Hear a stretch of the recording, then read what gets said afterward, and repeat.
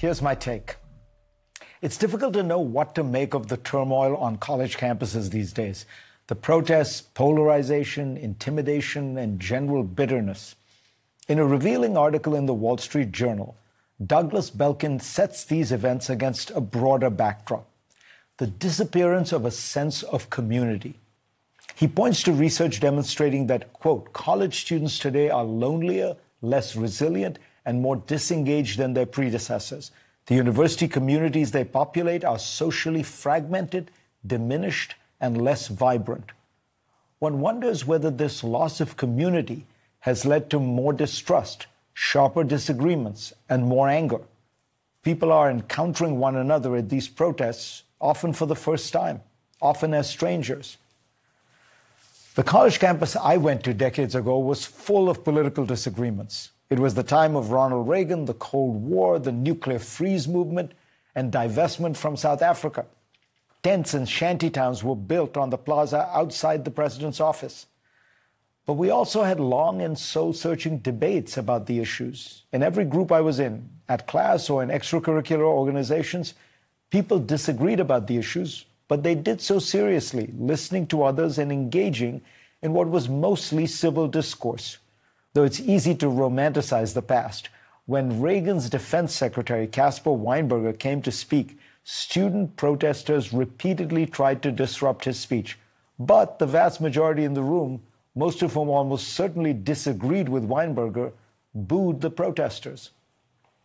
When I went to Yale, it was a place with overflowing classrooms and meeting halls, keg parties, debates, plays, and sport events, always well attended, which all made for a rich community. Many of my best friends today are people I met in those packed rooms 4 decades ago.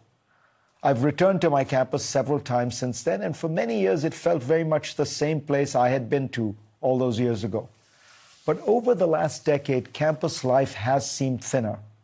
And then came COVID, which like a neutron bomb decimated community life on campus while leaving all the beautiful buildings intact. In his essay, Belkin quotes a residential assistant at another college whose job it was to help socialize the freshmen. Many wouldn't leave their rooms even for dorm meetings, asking over text if they could video chat instead.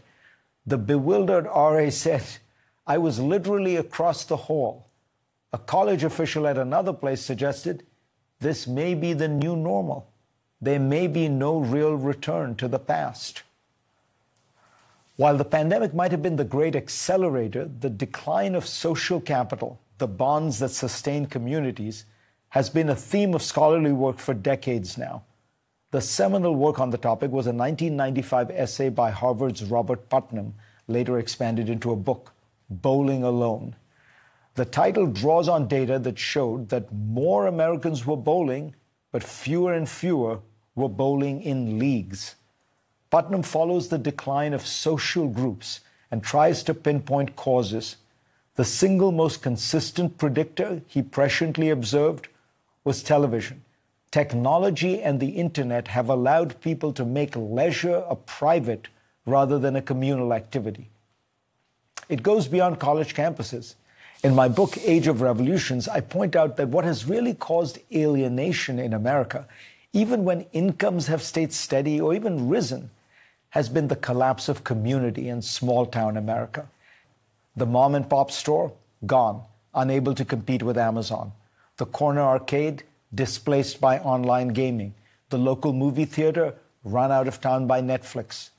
Churches, where so many Americans gathered every Sunday, are increasingly empty. The big metro centers to which everyone has flocked do have communities, but they are communities largely shaped by our jobs. The journalist Nicholas Lemon once noted that he had lived in 5 American cities: Washington, New Orleans, Austin, Cambridge, and Pelham.